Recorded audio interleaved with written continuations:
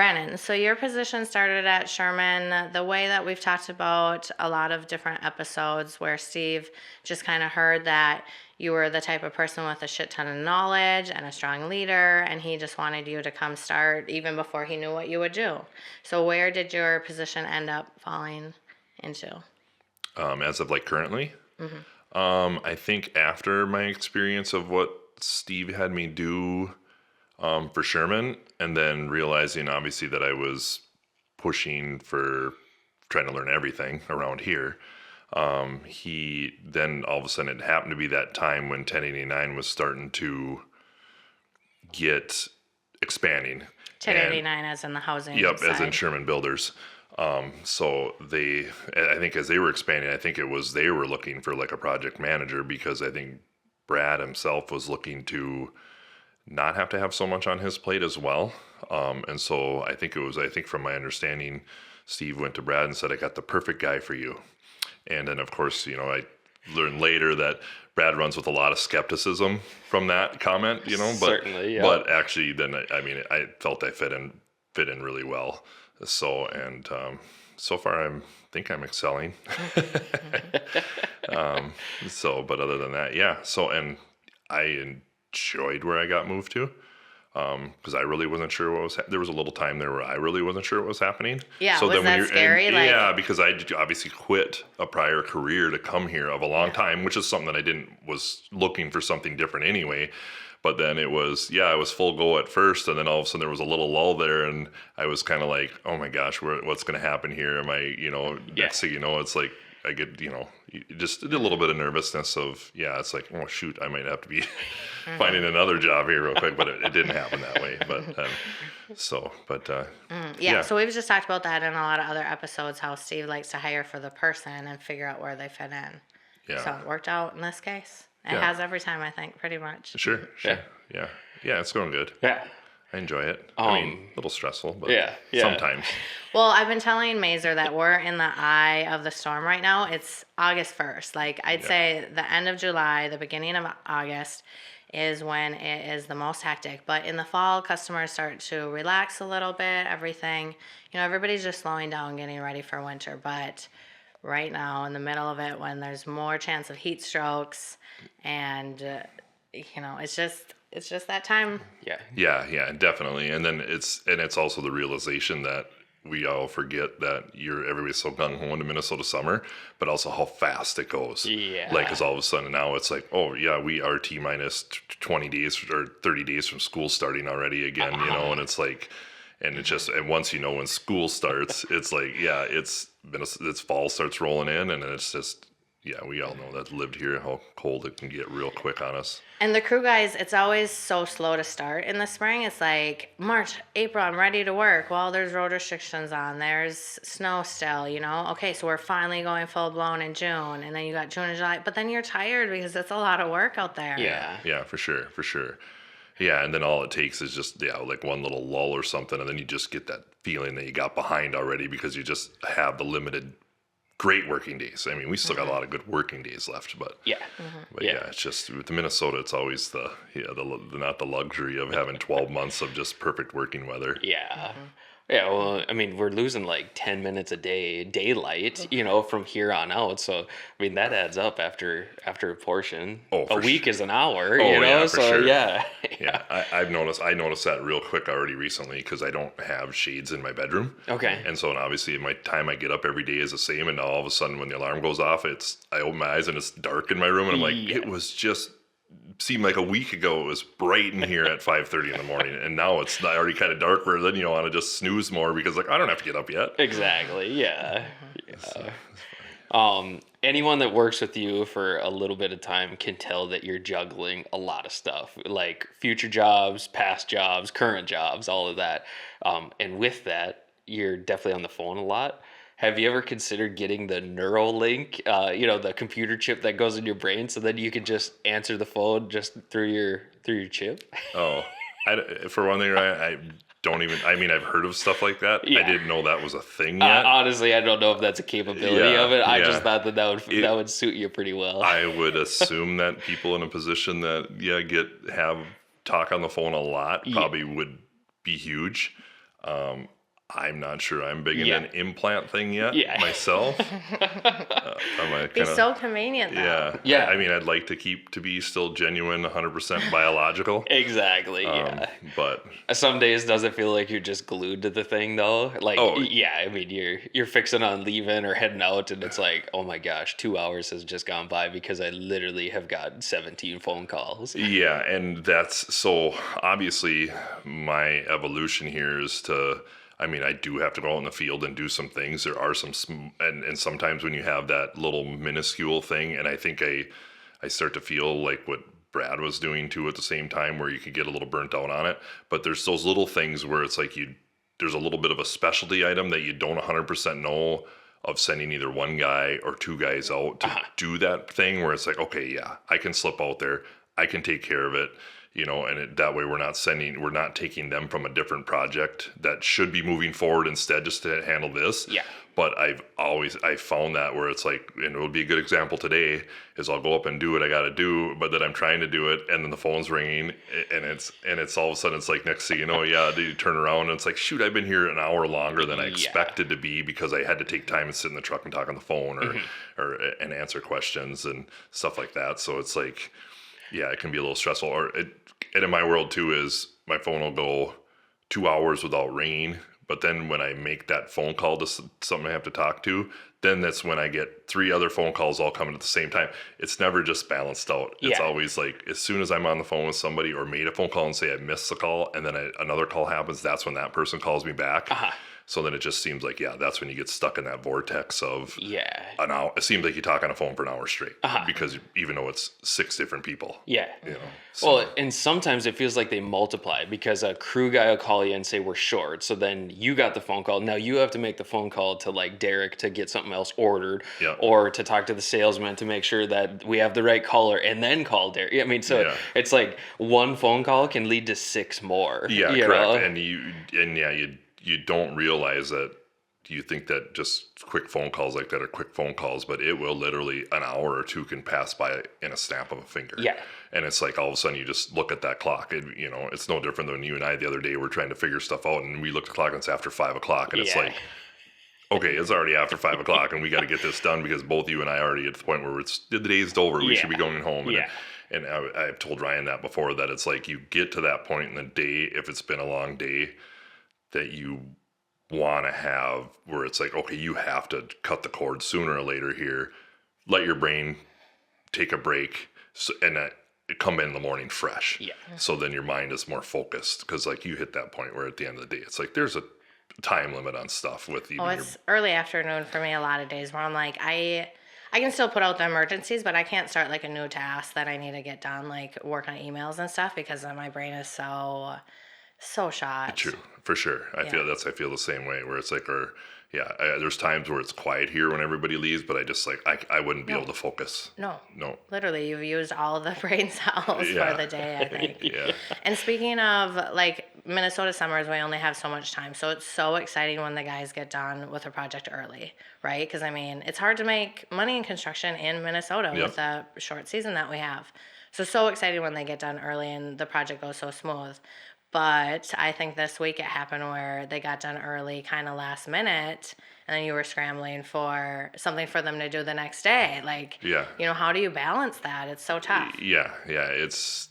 I'd be honest, I think with doing what I do of like scheduling the houses, the lining up the subcontractors, making the house flow the direction it is easier than keeping track of where the guys that we have as employees are going. I find that to be the most stressful part. I mean, the rest of the house part, making the phone calls, talking to the subs, because you schedule them, they're on a calendar, you know when they're going. But yeah, when we have our own employees that are actually getting a little done ahead of schedule or taking a little longer than schedule, and then, or something falls through on a job that they can't finish because something didn't come in that was supposed to, that was ordered on the day it was supposed to. And next thing you know, you've got multiple employees and comes back to the only so many good days of working days that it's like you just feel like you're going to lose a whole day if you've got them doing some piddly something somewhere. Yeah. It's like, and you just feel like, well, then that day you don't get that day back.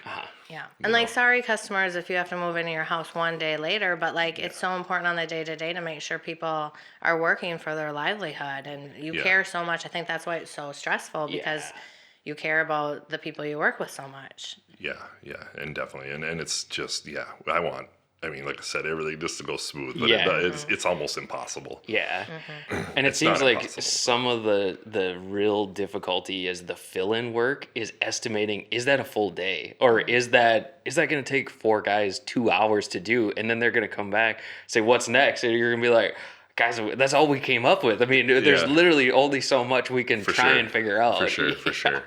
Yeah, and then like I said, and it comes down to like exactly that. If we ain't got the materials for something, or it's just exactly what you said. Yeah. It's like, oh my gosh, we can keep them busy, and then all of a sudden, they're already back at 11 o'clock, and it's like, oh my gosh, it didn't take as long as I thought it was. Yeah, and then it's trying to maybe scrounge, like Ryan and I was, they're scrounging up stuff in the yard to because there's stuff they can clean up or organize one of our trailers. At least to get them a couple more hours before you send them home, you know, or whatever. But and it seems like 45 minutes after they leave, you figure out something, and you're like, oh my gosh, and then you and I just end up taking care of it or whatever. Then a customer will call that only lives 20 minutes away. That's like, oh, I need this checked out, and it's like, oh, and I just sent him home. Right.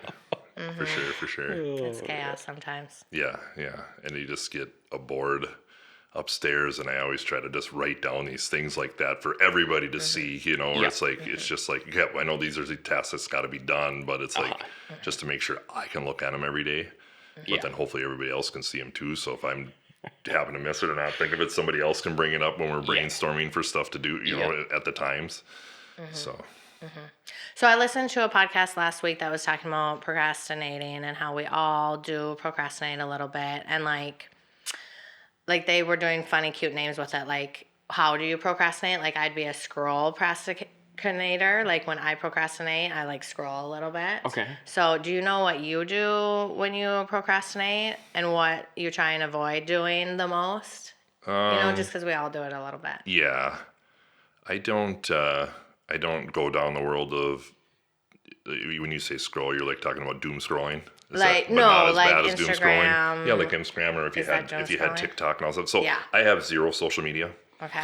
So, and I've been that way for a while. Yeah. Haven't even crossed the bridge to do that. So like I don't, and plus now because I'm on my phone so much at work, the only thing if I really look up at home and it doesn't even get me that long, or I might read an article, is it's like I'm on sports. Yeah. Because I'm a sports guy, and that's like the only thing. Or if there's something to do with like maybe so you're a sports procrastinator. I might look at some of that stuff, but I also, for being my age, I still enjoy playing video games. So I easily can avoid doing something and go sit in front of the TV for an hour and play some video games. I mean, it seems odd to be 47 years old and like video games, but I like them. So, but what do you do?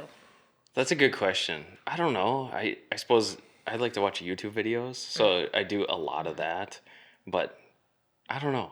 It seems like I'm always just kind of trying to put out the next fire or figure out what the next thing is. So my procrastination is probably just pushing off the duties that aren't super important right now to just later. You know, that's kind of probably the same way I am too, because I'm not like a huge procrastinator. Yeah, I like to always have everything done up to the speed enough to where then I feel like if I am gonna screw off or whatever, then it's like I don't feel as guilty about it. I like to keep up enough on what I should do. Yeah. But there are some things that I'll let slide, and then it's just like, oh shoot, I should get this done.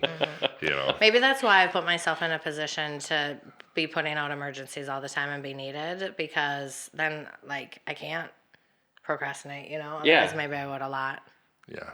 But what do you procrastinate doing? Is there anything that you like avoid doing that you're like, oh, I'm just gonna do this instead? It's a hard one, because I don't know what I do either. Yeah. But It's definitely cleaning for me. Oh. I stink at that so bad. And I can do it because I'm the same way. Like I actually was looking at analyzing that this last night a little bit. Not this morning. This morning I didn't roll out of bed fast enough to. But I analyzed it a little bit last night, and I was like looking around the house, and I'm like, oh, I probably should just take the kids, do one really good once over, probably like Sunday night, because Crystal's going to be home Monday, and it's like that way she'll walk into a nice clean house, and then she'll just hopefully be happy, that kind of deal, and it needs it.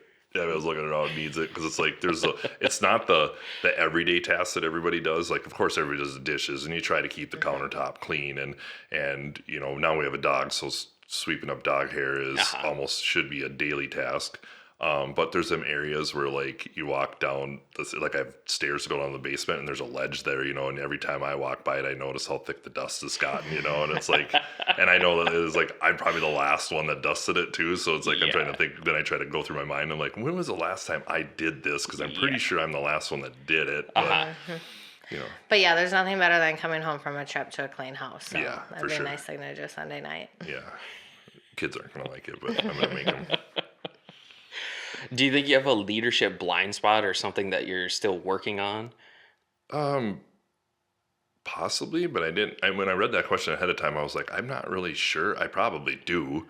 I never, before I came here and was kind of more thrust into that position more. And obviously I was figuring I should be, like, the prior job was one of the big reasons why I was looking for something else, is because it was like, well, wait a minute, I've been here long enough.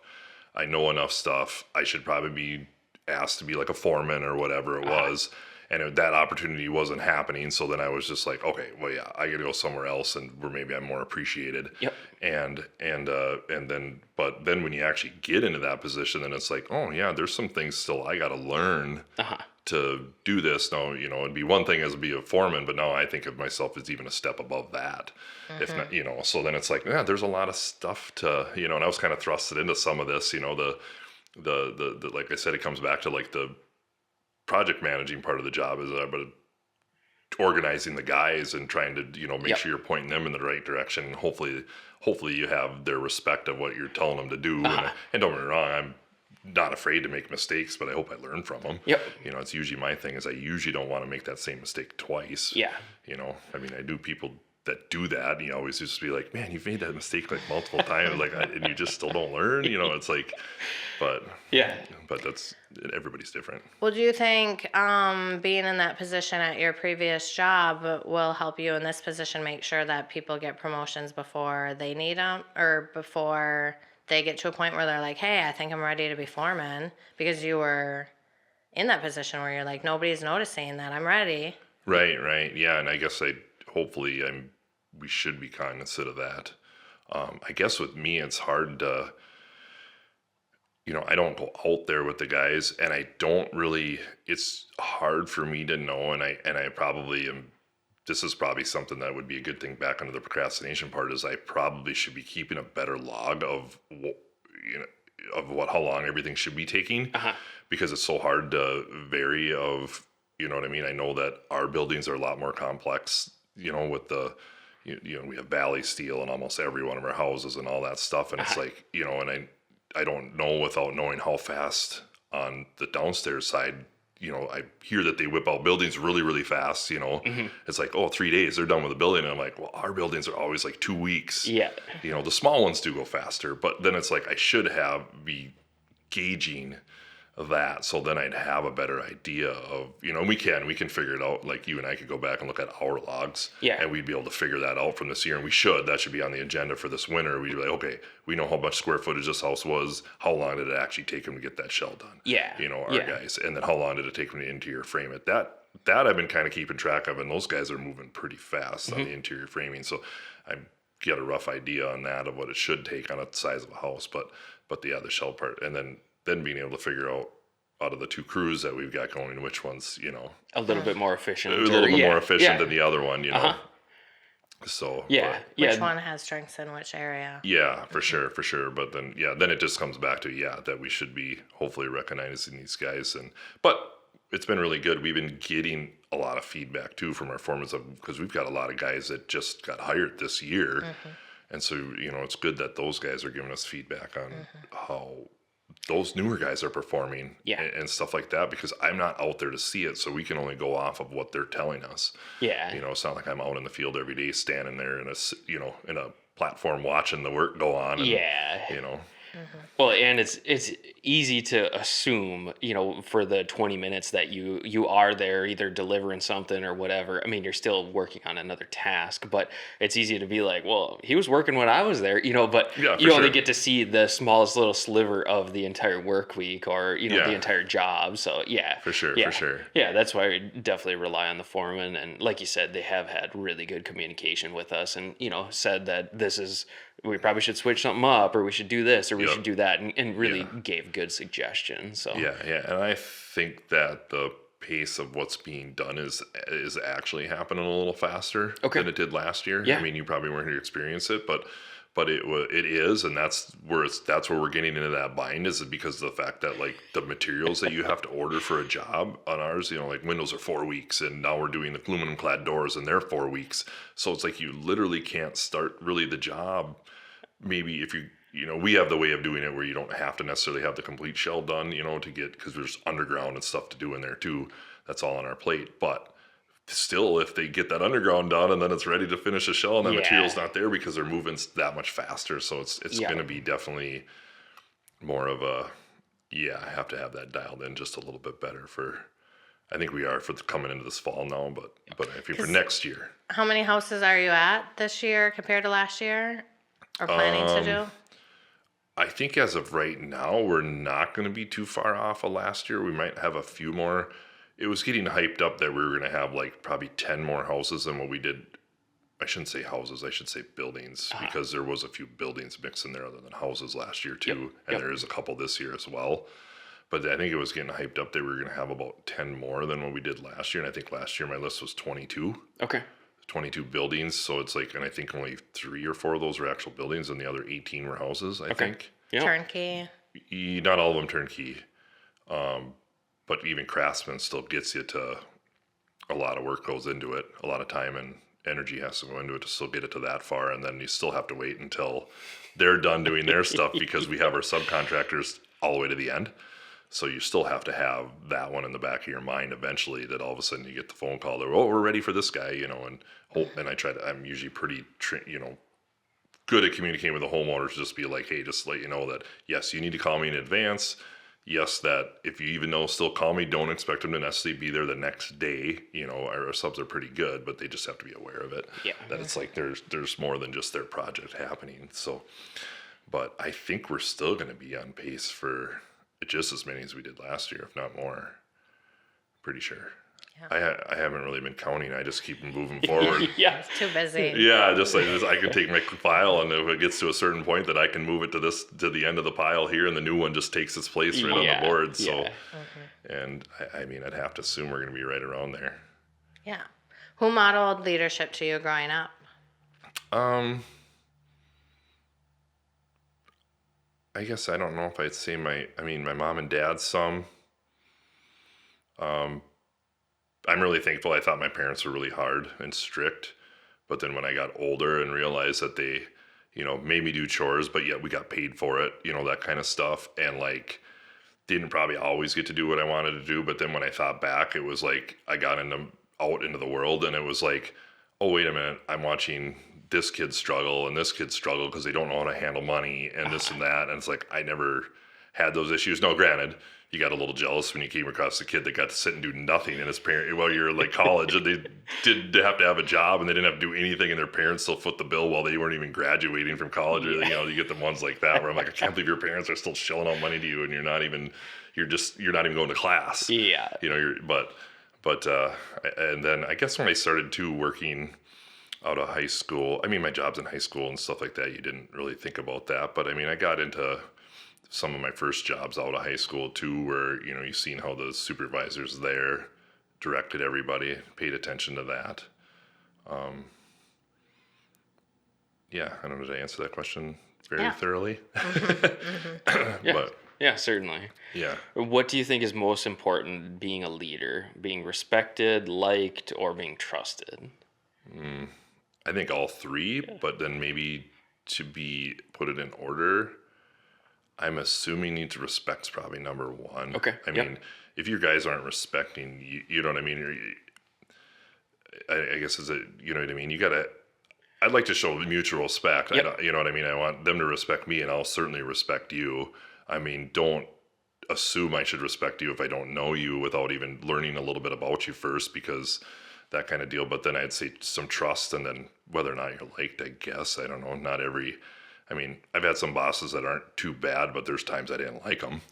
You know, because they just could sometimes be an a-hole, you know, for really no reason too, where it's like, whoa, don't be an a-hole to me. Yeah. You know, just because you're mad about something else, Exactly. don't take it out on me, Yeah. you know, that kind of deal. Because as far as I know, I'm not, you know, it wasn't that I was screwing up individually or something, you know, so it's like, no, I'm out here doing it too, you know, it's like, but just 'cause Sorry, you hate the color blue. or just you had a bad weekend, you know, and it's yeah. easy to do. Uh-huh. I mean, some people's personal life can flood into their work life a little bit too, but it's just, you know what I mean? It's not always easy to leave that at home, you know? Well, have you learned more from bosses that you've had that are good leaders or bad leaders of how you want to be? Probably from both. Yeah. I mean, I just want to be able to just, have everybody agree. I want everything to go smooth. I want everything to go easy, you know, and try to have it the easiest way possible, so we're not doing stuff twice. Yeah. You know, nothing. Yep. That's what drives me nuts. Is it just shouldn't have to do stuff twice. You know, it should be done right the first time, even if you have to slow down a little bit. Yeah. You know. Yeah. So, we talked a little bit about burnout. How do you keep showing up when you are starting to get burnt out, or what do you do to make sure you don't? That's a good question. Obviously, I'd like to say because I have bills to pay, but because I think that's everybody's motivation. But yeah, I mean, I don't know. I mean, I guess I tried to model the, you know, like of not letting everything stress you out. Or I guess the term I heard somebody say, rent space. I don't rent space in my head for that. Like somebody said that to me once, and and it was a person that it was, you know what I mean? Like it was actually coming out of the mouth of the person that it came out of when he said that. I don't rent space for that. And I'm like, oh, that's actually a good term. You know, it was one of those things where the guy's probably never said anything that I had ever would have thought of that I would have took from this guy. And then he says that one day, and I'm like, you know, that is a good thing. So it's like, why rent space for it? If it's something that's not that important, you know, then don't even rent space for it. Don't even, you know what I mean? Don't even let that even stress you out at all. Yeah. And of course, I live in a world, like I said, where I don't have social media. I don't watch the news that often, which is probably unfortunate. It's probably not good, but I kind of live in my own bubble too that way. Yeah. And so then therefore maybe that's why it's easy for me to say that. I mean, it's probably easy for me to come off and say that when it's probably that I'm not dealing with all that other stuff that I could be dealing with or renting space for, I guess, in term. Yeah. Do you guys know who Maria Shriver is? No. She was married to Arnold Schwarzenegger, and she was a Kennedy. Okay. I heard her on a podcast last night talking about emotional sobriety, which she didn't go into too much, but how I took it as is like, yeah, just like those emotional, renting the space, you know, like not letting the emotions of other people kind of affect you. So Yeah, I don't know. and it's I'm gonna easy be to looking do. more into that. I mean, I know in my life, there's some friends that I've had that are like going through divorces and going through trouble, and they're friends, and so therefore, and that's the bad part. Now, there's times that I've thought recently, because now my relationships with some of them scenarios has dwindled. Like I don't hardly talk to them anymore, and I don't know if that's me being a crappy friend, but at the same time, it was like I just didn't have the time to rent the space for it, where it was like, oh my gosh, I'm so busy with my job trying to find time for my family, which is all that stuff I prioritize first anyway before somebody else's life.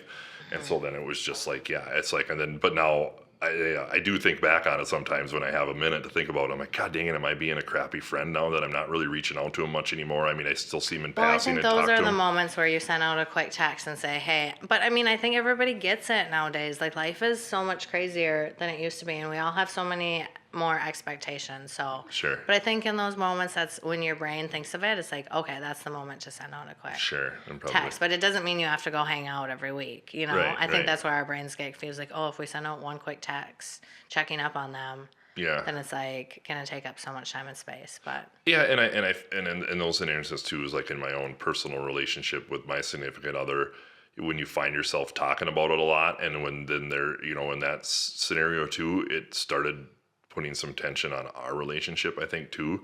So we both like just actually came to a thing where it was like, yeah, okay, wait a minute now here, we got to cut this off. we're taking the energy from that relationship and bringing it into ours, Correct. and that's And it was just both of us came to the agreement, like, okay, yep, no, we're cutting the cord there for a little while. Let their stuff do whatever they want in the background, because it's like it was filtering into our relationship where it was just like, oh no, this isn't healthy for us either. Yeah. So, and it's been better since. It really has. So it's like, So I think was a good prioritization is the key. Yeah. I think that's what you're saying. Yep, for I sure. like that. Yeah. So Because you can't be good at everything, and you have to pick and choose what you're going to put your attention towards. yeah, correct. And like you said, if it's the wrong energy is coming in, it's like, no, you got to get that out of there. Yeah. So would you rather always have perfect weather for buildings, like for the weekdays, or be constantly short on material, or have unlimited materials but deal with extreme weather every day? Oh, that's a tough question. Yeah. When you say extreme weathers that don't allow you to work that day, No. you can you're still work through working. it. Okay, so then I guess if I'm thinking in terms of business, as long as you got all the materials and the job can be moving forward, you're making the money. Yeah. Because if you're short material and you have a But day, you have totally unhappy people who don't want to work. Oh They my come gosh. home wet every day. that would be that's the thing. You just brought that up that I didn't think of. Is it's not. I'm thinking in terms of no big deal because I'm not out there doing it. Yeah, Whereas like when the exactly, guys yeah. come back and they want to choke you, Yeah. it's that's not going to be good either. Oh, what a tough question. Yeah, I think it's impossible to answer. That's why I Yeah, liked it. yeah. Yeah. Yeah, and I always used to that was my thing when I did, and obviously we all still work outside a lot, but everybody, that was always my thing where it was just always like, oh God, it could just be sunny and 75, and then somebody would be like, well, we're not in San Diego. Yeah. Yeah. Yeah, and they get too bitchy out there because they're like, everything's so perfect. So Yeah. Yeah. yeah. Yeah, I mean, even in some of my experiences of, you'd have those good days where it was just always, then you would always be like, oh, it's top 5 weather day today. Top 5 weather day. Yeah. Which is when you're saying top 5 weather day out of 365 days in Minnesota, that's not that much. Yeah, exactly. Yeah. Right. So you and Ben have a deal that you will have beers together if you have a perfect build. Yeah. What constitutes a perfect build? That's the question I think that we're trying to answer. Because it's always, if you can have it go from start to finish without the minuscule things of something that tragically, I don't want to use the word tragic, like just like an incident that happens, and it's whether it's somebody that wasn't looking out for the next guy out in the field, where then all of a sudden there's a mistake that was made by the first person, but then the second person either covered it up or whatever, but then it just comes back out to bite you later. Yeah. If you could have a job that ideally that you didn't have one single call back from the customer, at least they're going to be because you're going to have warranty work. But I mean, at least if you could have it go for dang near the year without that happening. Yeah. But yeah, just having where it would just be a smooth, where everything went smooth. And I actually started with, after I read that question again, and him and I just joke about that on the phone all the time when we're having our conversations. But I kind of started thinking about it, and I'm just like, yeah, I mean, there's some that are really, and it's a lot easier on the Craftsman ones because it could be technically a perfect, like more of a perfect build because it's like we only take it so far. Yeah. But even I had the one in Princeton where it was just like that one would have probably qualified because everything was going really smooth. The customers were great to work with, and then it's just the one plumbing pipe was off, and it was just like, come on, like that one could have probably made it. The one you and I went to yesterday, that one probably was on that track. Yeah. Because like I said, it was great customers. They're doing a bunch of work themselves. They seem like they're capable of it, because you do get the customers that on some of them too that are going to be doing a bunch of the work themselves, but then the phone calls flood in to me about certain things, and it's just like, and then I have to have that conversation like, well, how much advice am I supposed to give when they're supposed to have taken it so far, because my time's worth something. Yep. You know, stuff like that. But yeah, it'll happen. You'll know it when it I'll happens, know right? when it happens. Yeah. That's the goal. That's at least what keeps me trying to keep doing this the right way. Yeah. Is I want to just have where everyone's flawless, but And then you can write a book, How to Build the Perfect House. right, true. The house is like so complex, and it's like a personality of its own. Yeah, and the personality also fits the customer too, because they've got a vision of what it's supposed to do, and you know what I mean. You're just trying to meet their vision. You're just trying to meet their vision and their expectations of it. So it's like, and it can get tricky. And it's interesting because I got a customer now that's like really thorough, and it's like I've made the comment in the office where it's like if I send him a text asking him one simple question about something, I already better have a half hour blocked out of my day because he's going to call me and it's going to be a half hour conversation. Yeah. Because he's got other questions that he'd already been building up about stuff, which is great though, because the more communication, the better, because that's why, like I said, less chance of mistakes can be made with the communication there.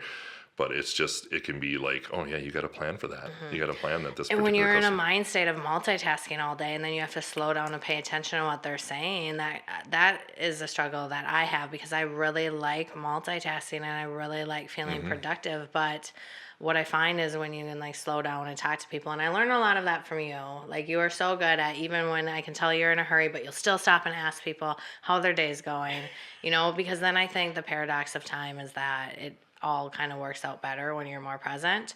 So, but I think it's hard to switch from doing a million things to being present with a customer. For sure. And even for me, I can find sometimes where being our cubicles are close enough upstairs that I could be on the phone with somebody and then my ear catches in the background that they're talking about something that I know information about and stuff like that. And it's like, then all of a sudden, then I find my mind just went that direction a little bit, and where you're like, oh, I got to pull myself back, and because it might be talking about something that could be important enough that I have the answer to, but I can't exactly just like hold on a second and put my hand over the phone and cut off a customer, like that kind of deal. And so that can be a little bit of a juggle too with that. Super distracting. Yeah, especially since the upstairs has got so much more busy. Yep. And I mean, there's phone calls happening all the time, and then all of a sudden it's like, wait, is that my conversation or your conversation? You know, and then it's just like, you get so mixed up so fast. And there was a time before we moved over here, and it feels a little more spacious up on the north side now. But when we were in the small office on the other stairs, when I got switched to 1089, there was a lot of times that I had to make a bunch of phone calls, and we were a lot closer proximity up there, and I think the noise wasn't as absorbed as much up there, or maybe it's just how everybody's talking loud enough and everything's going on. I mean, I actually would go out and just sit out in my truck and make those phone calls and have all those conversations where it was just like in that like fortress of solitude where there's no background noise. I can stay focused on what I needed to get across and all that stuff. And it was even funny because Brad came out one time and he's like, why am I even paying for you to have an office? And I'm like, it's just because if I have the zero sound in the background, I can get my point across. I can do what I need to say, whether it was a customer scheduling something. Yeah, it was just so much simpler to and I still do it. Yeah. From a leadership perspective, how do you hope that people talk about you when you're not in the room? Well, I hope good things. But it's okay if it isn't. I mean, like I said, I won't rent space for it. I won't get too offended. I don't think I've ever been that much of a a-hole in my life that, it does come out. I'm not saying I haven't, but I try to life's too short to try to be a dink all the time or any of that stuff. And plus I've got children to raise and I don't want them to be dinks either. Yep. So it's like, I try to hold that. I mean, but I don't know. I hope it's good. I don't know.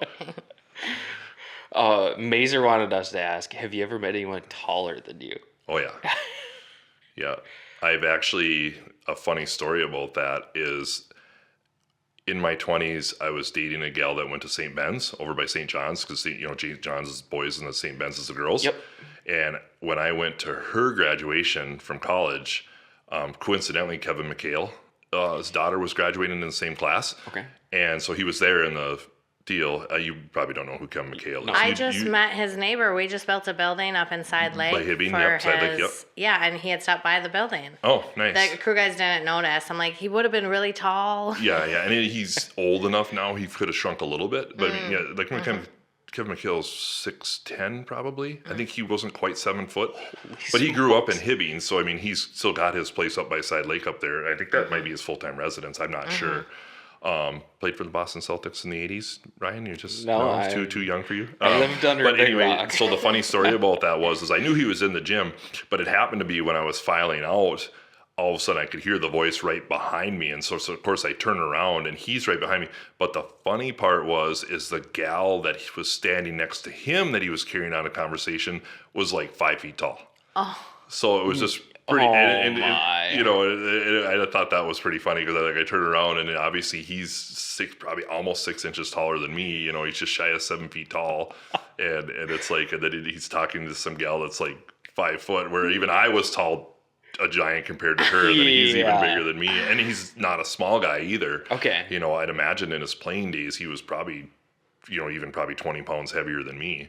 You know, so I'm sure now, as I would have to get, I don't even know how old Kevin McHale is now, but. Right, I'm not sure. But yeah, that would be that. That's probably my best experience with somebody taller than me. Yeah, that's really cool. I have, been around. I played some even junior college basketball, and there was people that were taller than me, so.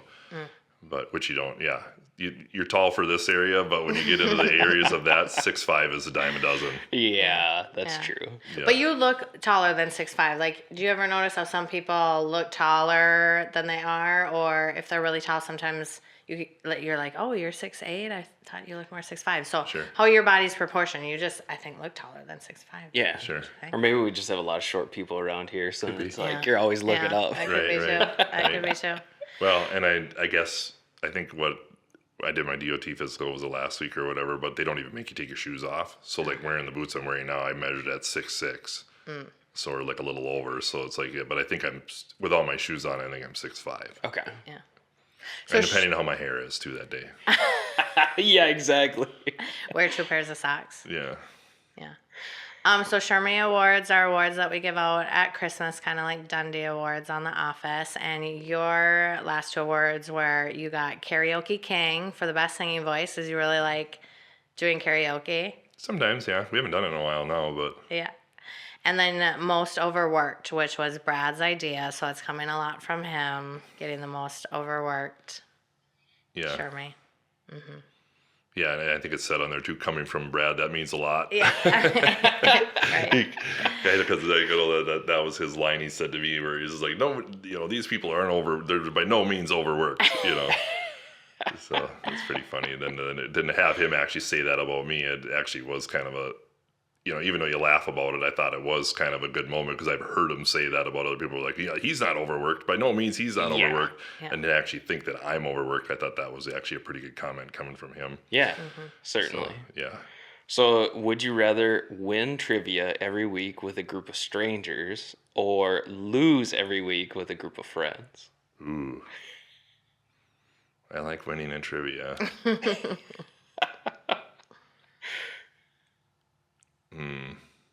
It's fun to play with your friends, though. I don't know. I'd like to win a little bit. I like to win. I'd probably play with nothing some wrong with strangers that, yeah. It's tough. So I feel like your best categories are sports or music. Like when we play trivia before, it's like when they do the songs, they just play a little clip of the song. You can always figure it out. So would you rather play trivia with your favorite athlete or your favorite musician? Probably maybe athlete. Believe it or not, I don't know if it's something that in my brain, but like I grew up not like my CD collection was like 6. Okay. Never bought a lot of CDs. Yeah. Never downloaded a ton of MP3s. It's always just been listening to the radio and stuff like that. So it's like, and then I don't know why, like exactly that. Like it comes out like, yeah, like that's what's saying in trivia, where like, yeah, some of like the songs I can figure it out and maybe know the artist. Sometimes I know the song and not the artist, but yeah, and it's weird I don't ever, and like now all I listen to like in my vehicle is K-Fan, so that's all just sports talk radio. Yeah. Unless you get out of range of that, then I'll flip it over to the radio, but. Who is your favorite athlete right now playing? Ooh, I'm not sure. I know if I was younger, it would have been a basketball player, probably. It's hard not to like Justin Jefferson on the Vikings.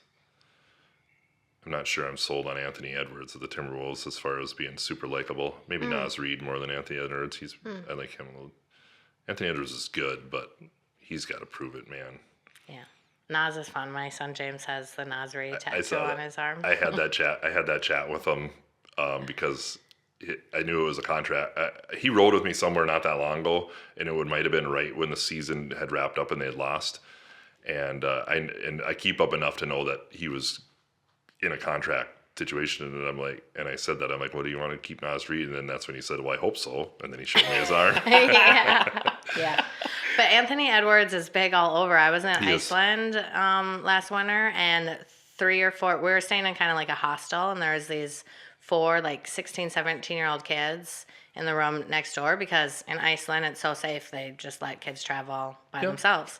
They all had Anthony Edwards as their screensaver on their phone. Nice. It was so cute. That is cool. They were like, do you know him? I'm like, no. You said no? Oh, you mean actually know him? Yeah. Yeah. Oh, yeah. I'm like, I am from Minnesota, but no, Yeah. I haven't met him. One thing that's kind of cool is your goals, I guess you could consider it, for like later in life or retirement of owning a boat. Can you share a little bit about that? Yeah, that, so there was one thing that I always thought was cool back in the day too, was like, oh, it'd be great to like, because we used to do a lot of camping and stuff like that too. We'd go to resorts and all that stuff, and I always thought how cool it'd be just to like own your own resort, because I'm like, oh, I could probably do this. This can't be that hard. And then of course you hear, Brad talk about owning Camperville as a kid and stuff like that. Yeah. But then somebody, I don't know if it was Rick, that we use for dirt work. I think I was riding with him to go look at some jobs once, and he brought up that thing about, taking a boat down the Mississippi, and I was like, just kind of, oh, that maybe be cool. And I'm always fascinated when you go to the big water, like whether it's the ocean or even, maybe not Lake Superior enough. I've been up around Lake Superior enough, but like anywhere that there's those really huge, like Lake Benedict, and everybody's got the big yacht boats so you could sleep in if you wanted to. Yeah. And then when he talked about going down the Mississippi, then it spawned me to start doing a little Googling, and stuff like that. And then all of a sudden you come across where there are boats out there that aren't that expensive and they're big enough to do that. And it was just like, oh, that seems something that'd be kind of cool to do. Like either whether if I even wasn't quite retired, but if I knew I could take a month or 2 off in the wintertime, where it would just be like, yeah, buy this boat, have it down in whether Red Wing or something, I'd like to do it from Minnesota all the way down, but I don't know how tricky that is, or Stillwater or whatever, and just go buy one of them boats and then take it all the way down into the Gulf of Mexico, and then make a decision what you're going to do from there. Yeah. Whether you want to go up and down mess around in the intercoastal on Gulf of Mexico, which is relatively safe unless it's hurricane time, but and then if you just figured you didn't want to do anything more, just sell the boat and come back. You know what I mean? It's like, great. you know what I mean? It's just awesome. like, don't be attached to it enough that you're figuring, it's just like, you could just sell it and come back or whatever. And I just kind of thought it'd be something that'd be cool, because I'm not one that's into like, oh, I'm going to go climb Mount Everest or any of that kind of extreme sports. This is something that seems like, it's like, oh yeah, I grew up on the water, I know boats. And it's like, this is something that'd be kind of cool. And like I said, it might take up a month or 2, maybe 6 months of your life. And if you feel it's dumb, then it's like, oh yeah, sell the boat and come back and do the next thing. Yeah. Yeah, it's really cool. I'd never heard anybody wanting to do that or whatever. I had heard that, you can have houseboats on the Mississippi because it's so big. But yeah, I don't know. I love the idea of the adventure. It's not like you're just making a road trip and you're staying in hotels. You're actually roughing it, so-called. Yeah. A regular Tom Sawyer Huck Finn. Yeah, basically. Yeah. So yeah, I really thought that was cool. And it kind of spawned a little bit too, because I think Rick said he had a couple of friends he knew that did it. Okay. Or something to that effect. And then, of course, I haven't done in a little while now, but there was a little stint there not that long ago that I was like on the weekends, I'd get up in the morning and grab my iPad and Google some of that stuff and try to read some of the forums about it. And, and then Google to see, I've already read up on how the lock system works, when you come up to a lock, and all that stuff. Yeah. And I've done a little bit of research on that stuff and some of the pitfalls in the river, so... Still got a little bit of time to do some more research, but I've looked into it some, and I thought it was like kind of cool, something you can say that not a lot of people probably have done. Certainly. But when you get into the forums, I didn't realize you can literally go all the way down, and I think they talk about how is it coming out of Chicago might be the more logical one before that river joins the Mississippi further down or something. But I actually got on a forum of some of these people that have done this where they've literally gone all the way down to the Gulf. Then they go all the way around Florida and follow the whole intercoastal up the East Coast and actually take the whole St. Lawrence Seaway thing, just like the ships do, and go through the Great Lakes and get all the way to Lake Michigan at least. You know, I don't think too many people try to get into Superior because I think Superior, I think it's trickier to get into Superior. Okay. I think you can, but I think Superior's that much more of, I think from my understanding, is a little more dangerous water because it's so cold and so much bigger. Where the other Great Lakes aren't that huge, or they're huge, but I mean, they're not as, they're a little bit more easily done, I guess. But I don't know if I was going to go that extreme because it'd be cool though, because I've never been to the East Coast states. And what better way to do that is if you could do it going all the way up the intercoastal and you could just basically be running a boat through all the states. Yeah, exactly. Because I think that there's the waterway that you don't literally get into the Atlantic Ocean 100%. Okay. I think there's all that intercoastal stuff that you can traverse without literally not having to hardly go. But I don't know for sure. Yeah. But I know that's, like I said, I got on a forum that. Yeah. Kind of like Outer Banks. Have you watched that series? Okay. Is that what that is? Yeah, it's somewhere in North Carolina where, there's like a bridge to the island that's off of. Is that what the intercoastal? I think that's what I think the intercoastal is, that area in between. Yeah. So it's that separation from the actual Atlantic. And same in the Gulf. I think that like Florida and all those other states kind of have that kind of stuff too that happens. Where you can pretty much not actually be out in the Gulf of Mexico. You can kind of, depending, I suppose, the size of your boat, because there could be some bridges that I don't know are big enough to go under or not. But true. Yeah. More research. Exactly. Great thing about the internet now, where it's not like old school busting out the map and either having to make phone calls or whatever, where now you can pretty much plan out a trip like that and be pretty, I would imagine, more spot on than what the unknowns could be like 20 years ago doing that same trip. I mean, I just think about even now having road maps. Yeah. Remember the road maps? Remember a road map? I got a GPS when I was 16. I can't function without one. Right.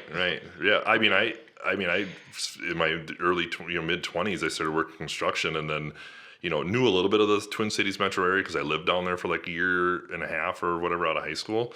But then all of a sudden, it's like, we got a job on this street and this street in St. Paul, and it's like, okay, how do you get there? Well, then somebody's drawn it out on a piece of paper or whatever. So you take 35 to this exit, then you go down like 6 blocks, and you'll know it's that street because it either was a gas station or a liquor store were the reference points. Yep. Like a gas station on this corner, that's where you take a right, and if you go down far enough, you'll start seeing the orange signs. I mean, and it was like that. And it was like, oh, weird. Yeah.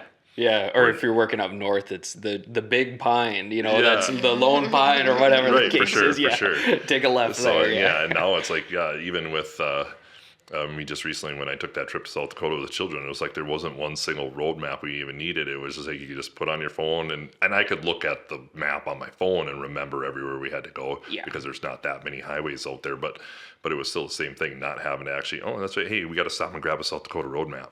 Now it's like turn east on 73, and I'm like, that's toxic. Don't tell me where it's like east or west. Yeah, right. That actually reminds me of when we were out in South Dakota. We were waiting for the trolley in Deadwood, and there was a couple sitting there, and the guy said, "Well, where are y'all from?" I said, "Minnesota," and he's like, "Well, I'm from Montana," and he goes, and I think his wife was from Michigan. But he's like, Minnesota, Michigan. We go visit her family. He's like, I'm from whatever part of Montana. And he's like, so I know which way east and west is. He's just like, you get there, you guys all have a lot of trees. He goes, I've been on those roads, and I don't know unless it's telling me which direction I'm going. I don't know what direction we're going because you can't see anything of the trees. And then it was, and bugs. That was his final too. A lot of bugs. I was just in Texas, and everybody was complaining about the mosquitoes. I'm like, these are not mosquitoes. These are babies. These are just little baby things. They're like, I don't even notice them. Right. Yeah, and then now we got, if it isn't mosquitoes, the deer flies are just horrible right now. Oh, man, yeah. I don't know where they even come from. For the longest time, I was thinking that it was because you get the wood ticks earlier in this thing, and then they kind of mellow out. It was like, well, do the wood ticks turn into deer flies after I know it's the case, but then if you think about it, because it seems like you got the ticks for the first part of the summer, and then by July is when the deer flies start coming out, and it's like, well, did the wood ticks just sucked all their blood and then just evolve into deer flies? Yeah, seriously. Because the deer flies don't seem to come out until about July. Yeah. Well, I think that's a kick-ass goal that you have, and Ryan should make sure that that happens. Keep reminding him about it. Yeah. Right. Yeah. I haven't like made a vision board of it yet or anything like that and posted some pictures of boats or anything like that. But You should. yeah. We could do vision board day at Sherman. That would actually be really cool. Yeah. Yeah. Yeah. In the winter when it's slower, we'll just get a bunch of magazines. Yeah. Except for my immediate vision board is getting my retaining walls done and getting a deck built on our house. And the whole goal is, and it's coming faster than we think, but because we're gonna have 2 graduations back to back. And I've got my daughter's going into 9th and my son's going into 8th, so I got that many years to get that deck built, so we can, because we'll probably have the graduation at our house, I imagine. So Yeah. it'd be nice to have a deck built off the back of our house. Yeah. That's our immediate goal. Then that'd be on my vision board before the boat. That's right. Yeah. Yeah. Yeah. Totally. Well, thanks for giving us insight into your crazy work schedule and duties and your leadership process and And making time for us. Yeah. Yeah. yes, definitely. this is the earliest we've ever done an episode. Wow. It was good though. Yeah. I mean, Yeah. it was like we talked about in the afternoon sometimes, like brain fog. So maybe we'll Yeah, have to start doing I think early if I ones. would have had to run and go do whatever I had to do You would have been today, like, I do not have because at time least for you now guys. I know if it runs a little late, I'll probably just go home from work, that kind of deal. Yeah. But yeah, if I would have known that all of a sudden it was like the pressure for me to get back here, Yeah. and then like I said, if like I said, everything with me, I always have a plan, and then I go there, and then it doesn't always go according to plan. So then then you get that stress that comes on with that, where it's just that all of a sudden it's like, oh, I thought I was going to be out here an hour ago. I thought I was already be on my way home, and I'm not. And then there's just that stress that kind of compiles with that, where I really like to have a plan too, like when I wake up in the morning. And you said this morning that you are really good at, if you're planning to do something in the evening and then it doesn't happen, like Yeah. you're really good with that. I've just always been a nonchalant person though, so yeah, I could just brush those things off where other people definitely need structure. I don't know. Something that I guess I excel at, but it's just part of my personality. Yeah, But and if you're self-motivated Yeah. enough, it's not. That's where that falls into Yep. play too, where you're not so sweating it because it's like you still know you're gonna get it done. Exactly. Yeah. Yeah. It's not today. It's just gonna be another day. But yeah. For sure. Yeah. Yeah. Well, Awesome. Hope everybody's Friday goes well and have Yeah. a good weekend. Yeah, me too. Because I guess I don't know how I'm supposed to get warm up, but it was beautiful walking out the door this morning. Yeah. It was just that. This is like and if it doesn't, unless it ends up getting really hot today, but this is when I walked out the door this morning and it was like clear, maybe the little So mist we haven't because it had was very cool. many good days. And it was cool this morning, but it's like I like that the mornings. Like this is a nice Minnesota summer days when it's nice and cool in the morning. You could put a long sleeve on. Sure, you're gonna strip it off later, but Yep. But it was like, and if it just doesn't get to like 85 and Or muggy, like humid or There's- raining, yeah. or like it would be a nice day, but the Canada fires are making it what's all up with achy that? out. that is It's been not a my rough- favorite rough thing these summer. days because they just keep seeming like that's every summer now, right? For the Like last four how in many a- years? 3, 4 in a row now. Yeah, and I'm starting to think that that's the norm. I'm like, why do we have air issues here? I know. We don't live in LA. Yeah. Wow, that's true. Well, thank you, Brent. Yeah, Thanks. thank you. This was fun. Good. I'll do it again sometime. Yes, anytime. Thank you so much for listening in on That's What She Said. If you are as passionate about leadership as I am, I would love to hear from you. Please go to my website at that'swhatsheshed.live to share feedback, ideas, and start the conversation of coming on the show.